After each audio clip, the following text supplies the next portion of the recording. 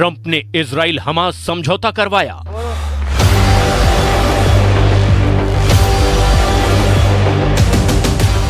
Trump Ukraine रूस को भी युद्ध खत्म करने के लिए मना रहे हैं। ट्रंप ने ईरान पर चाबुक चलाने का प्लान बना लिया है। ट्रंप ने तुर्की को हद में रहने की बाउंड्री बना दी है। ट्रंप सभी प्रॉब्लम का सॉल्यूशन तलाशने का दावा कर रहे हैं, सिवाय एक टेंशन के, और ये टेंशन है ड्रैगन यानी विस्तारवादी चीन। क्या प्रेसिडेंट ट्रंप दूसरी पारी में चीन से पुरानी खुन्नस निकाल पाएंगे? क्या ट्रंप ताइवान को सुरक्षा की गारंटी देने जा रहे हैं? और क्या ट्रंप की सेकेंड इनिंग जिनपिंग पर भारी पड़ने वाली है?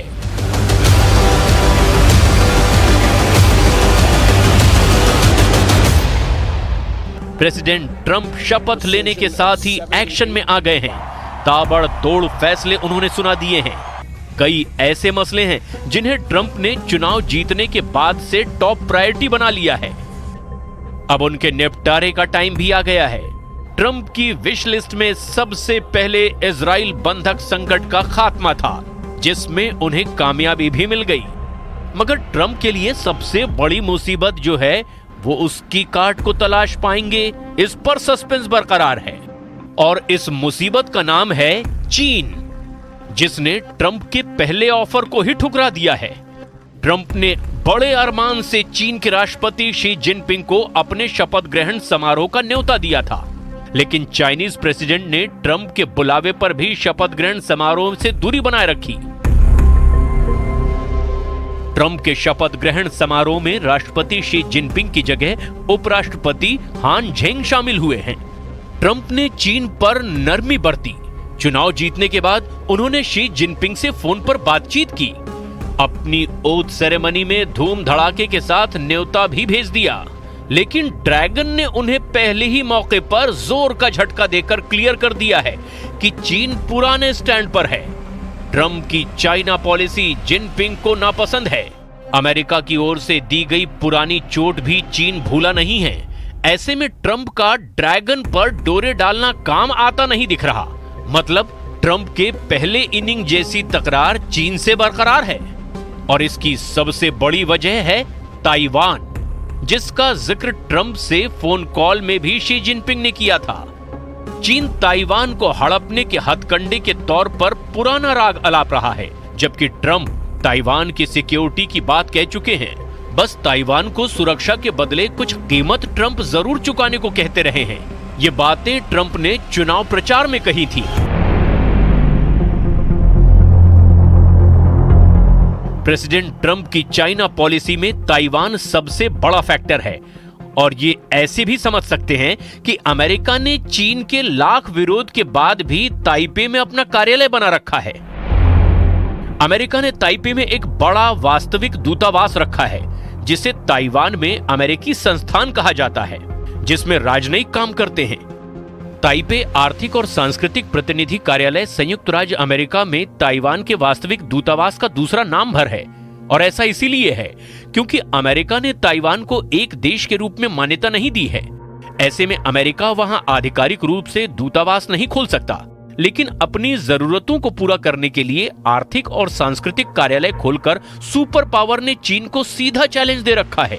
2016 में चुनाव जीतने के बाद ट्रंप ने पहला फोन कॉल ताइवान के तत्कालीन राष्ट्रपति साई इंग वेन को लगाया था, जिसके बाद चीन बेहद नाराज हुआ। ट्रंप ने पहले कार्यकाल में वरिष्ठ अधिकारियों को ताइवान भेजा, जिसमें तत्कालीन स्वास्थ्य सचिव एलेक्स अजार भी शामिल थे, जो 4 दशक बाद ताइवान जाने वाले सर्वोच्च स्तर के अमेरिकी अधिकारी थे। ट्रंप प्रशासन अपने पहले कार्यकाल के दौरान ताइवान को जमकर हथियार सप्लाई कर रहे थे।